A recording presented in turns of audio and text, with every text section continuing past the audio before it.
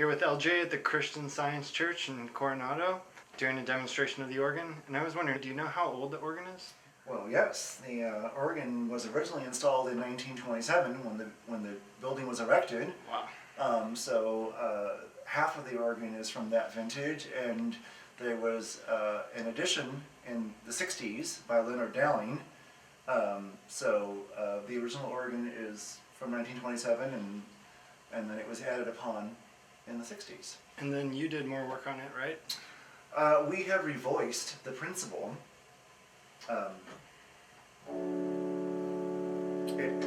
It sounds more like a principle.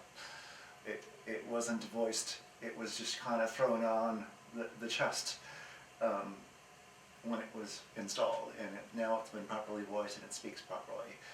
So yes, some work has been done, but more work is yet to come. We are doing yet another renovation to expand the organ even further. Yeah, it's exciting. And it's 6 ranks, right? It's presently 7 ranks. 7. 7 ranks, because we have a Celeste, and this is the 7th rank. So here's the Dulciana, and with it Celeste.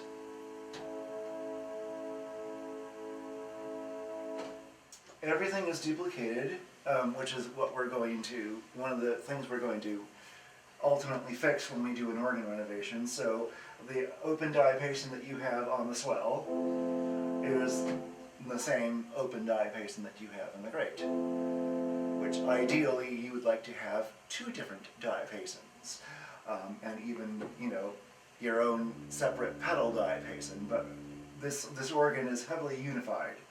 So all of the stops speak at more than 1 pitch.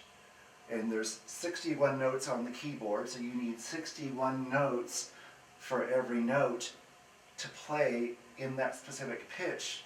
And then what the unification is they add 12 more notes, an extra octave at the bottom for the 16, or an extra octave at the top for the 4, or subsequently the 2. So the flute speaks at 4 different pitches. It speaks at the 16-foot pitch, the 8-foot pitch, the 4-foot pitch, the 2-foot pitch, and the 2 2/3. It's all the same stop, but it's relatively 95 notes of pipes to get all those pitches. 97 notes. So. Do you have a favorite instrument on there, or like favorite combination of sounds? Well, I do a lot of improvising when I play. I like to stop with the softest stops on the organ, which is the Dulciana, and it's Celeste, and just kind of go through there. I like the 8-foot flute. It gives a very nice, you know,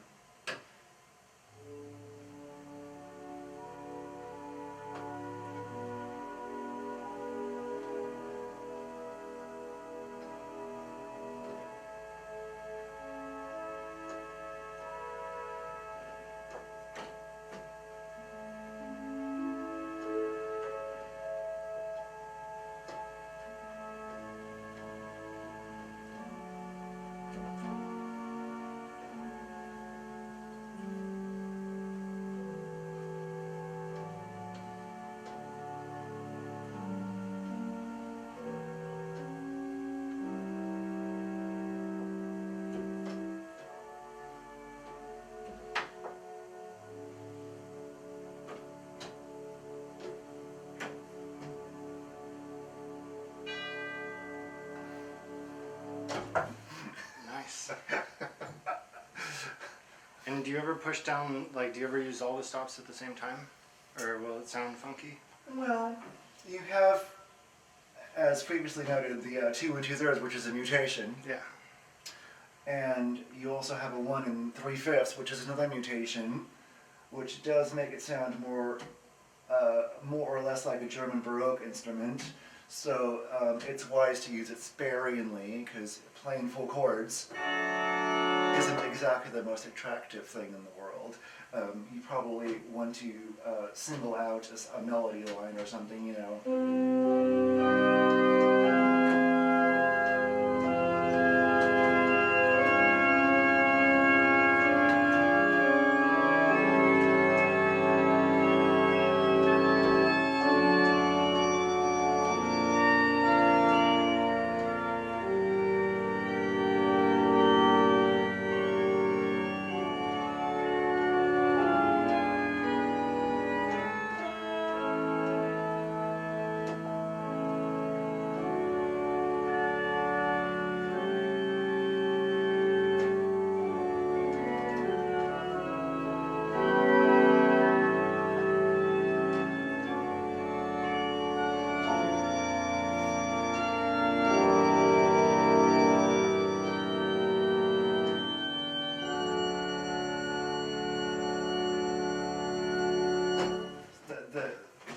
combination of stops obviously dictates what the organ sounds like. You have the very soft ethereal, which I demonstrated earlier, and then, you know, that would probably be a more dramatic sound on the organ. It has a very nice flute. You can kind of get away with trying to play something in the classical period if you so desire.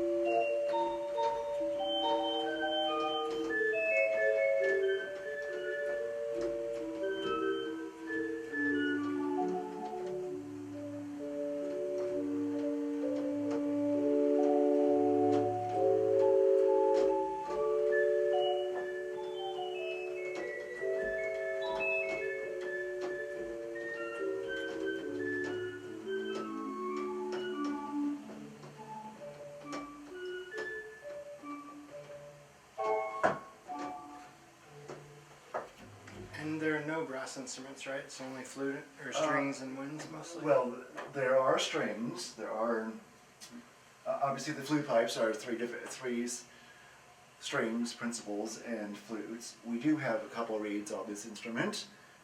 We have the oboe, which is nice and dark. I like it.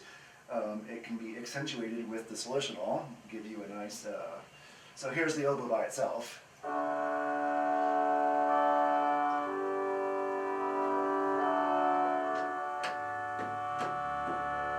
if we add some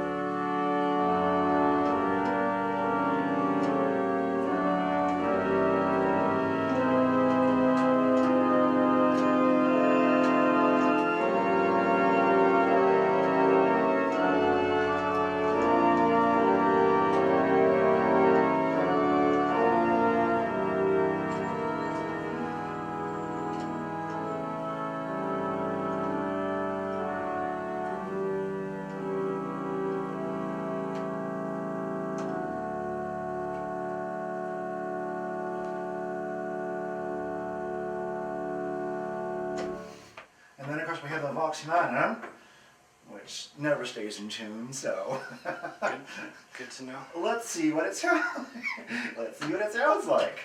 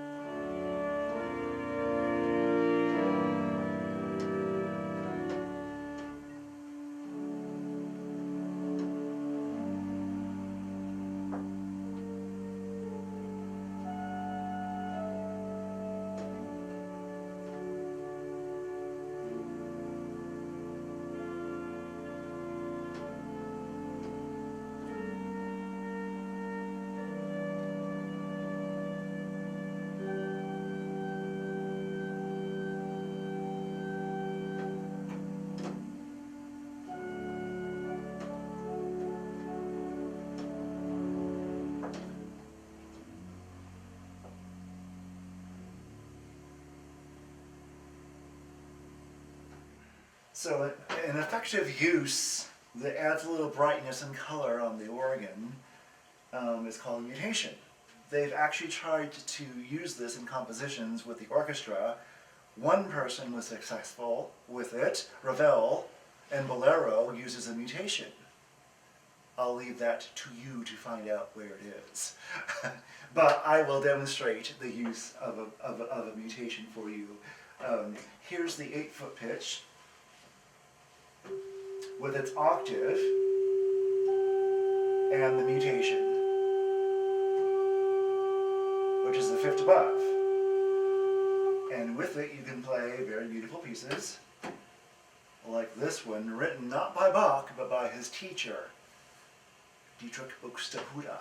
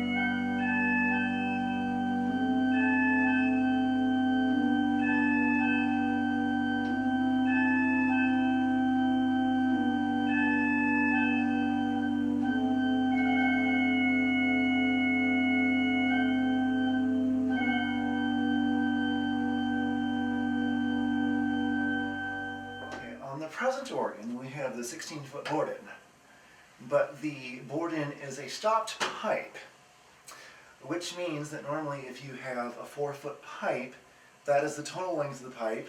The air must travel 4 feet, and that is your pitch.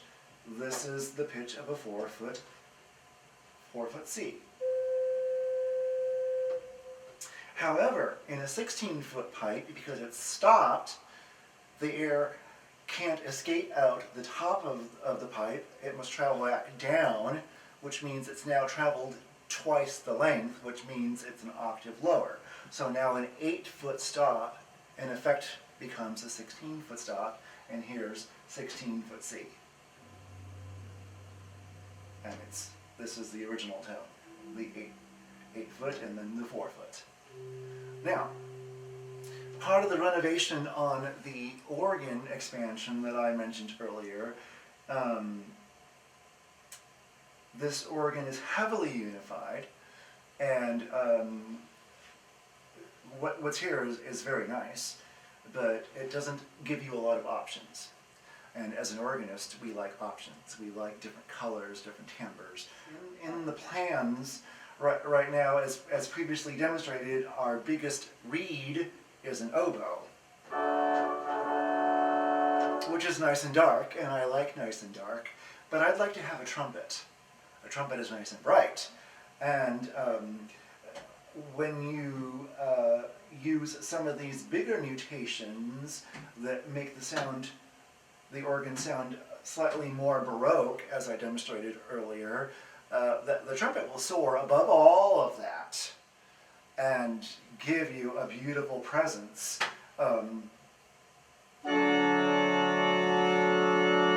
Imagine a trumpet on top of that. Now, presently the oboe stops at tenor C, which is the second C on the keyboard. It does not continue down. As you can see, the bottom octave is not here, whereas in the Vox Humana, it continues down all the way to 8-foot C. So, as part of the organ renovation, the plans go, we're going to add the bottom 2 octaves, and I say bottom 2 because we're going to add 8-foot C in the oboe, but then extend it down to 16-foot C in the pedal. Now imagine that you have this beautiful, brilliant trumpet, and then you want something with some resonance to it to support that in the pedal, because this 16-foot C isn't going to do, or this board-in isn't really going to support a big trumpet. But what will support the trumpet is another trick used. It's something called the resultant. And what that does is, this is already, as mentioned to you, an 8-foot pipe, but it's stopped, so it's 16-foot C. Now the resonance of the pipes are such that if you play parallel fifths, or C and G together, listen to what happens if you can hear this. Do you hear the octave below? That would be the 32-foot resultant. So imagine you have this big, beautiful, bright brass sound, which I don't have, but I'll give you the best that I have.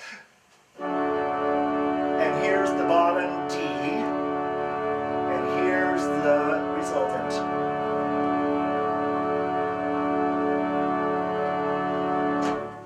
So it's just tricks to make the organ sound bigger and more impressive. If I had couplers and I could couple this to, say, a 4-foot pitch or a 16-foot pitch, then you would actually, in effect, get something like this. Or something like this. Oh, sorry, it doesn't work. let's do the Vox Humana. Or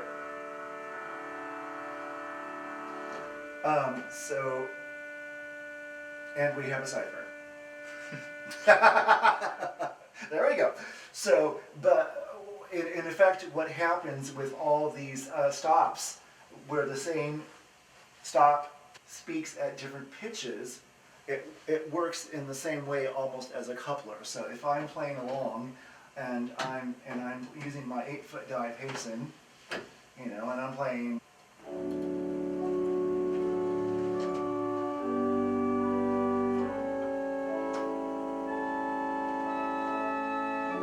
See, I've just effectively coupled down the 4-foot octave to my registration. So here we have just a straight 8-foot registration.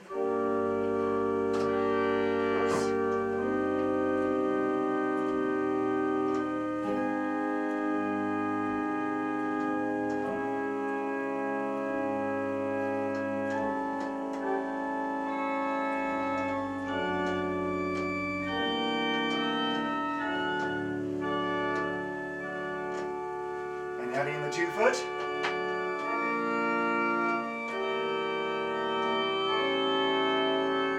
Now, because I do not have couplers, it would be very nice if I could actually couple my oboe down here, but since I can't do that, what I can do is I can kind of give you a reedy registration up here and play the brighter, tinier stuff up here and kind of do this effect, which will give you a amount of fullness in the organ. You know, this is one manual. This is the other manual. But if you combine the two manuals, then you can get a pretty decent sounding, you know.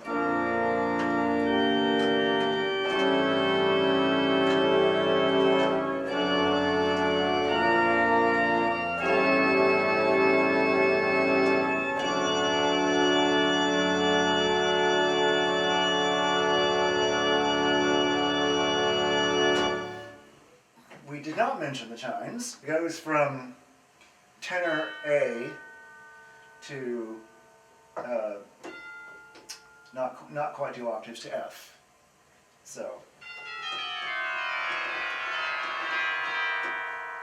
That's super fun. and then you have this wonderful other thing called the Zimbelstern up here, which will be added to the instrument. And let's just.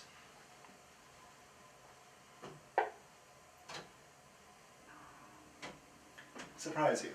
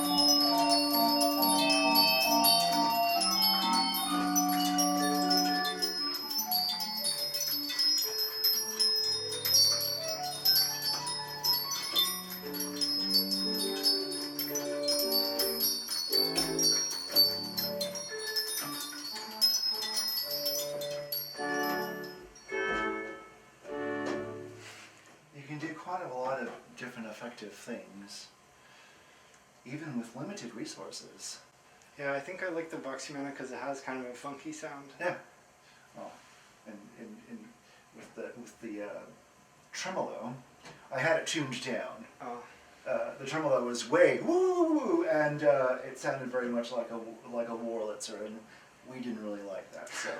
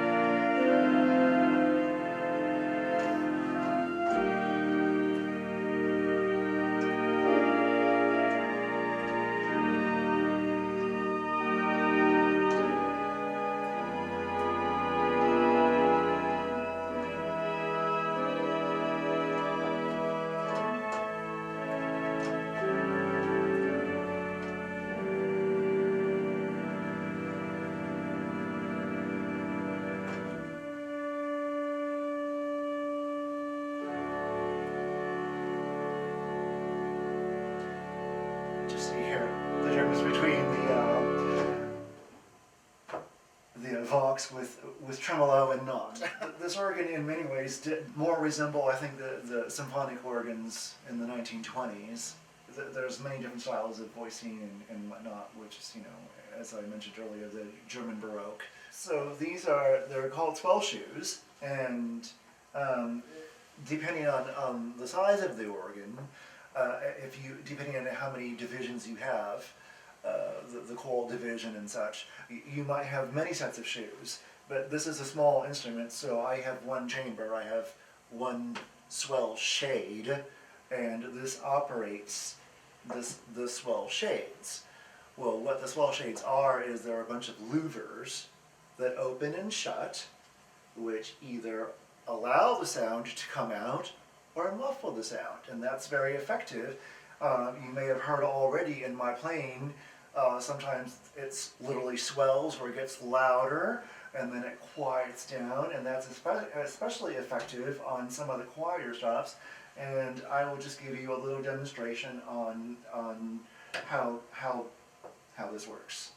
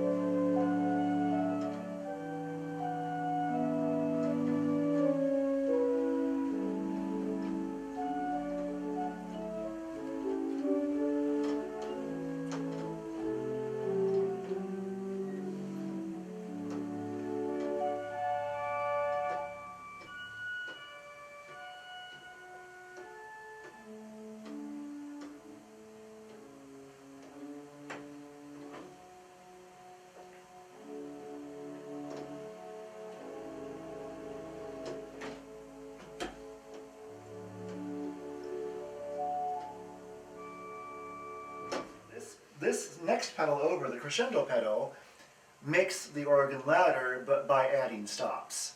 So, as you see, I have absolutely nothing, no stops. And slowly, the crescendo pedal will add stops.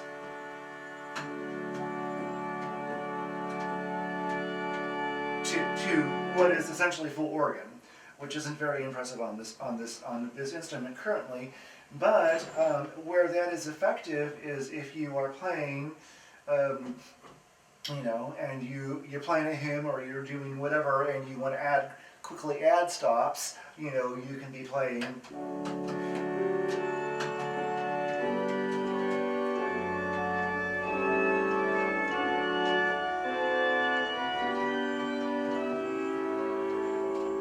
Or take them away.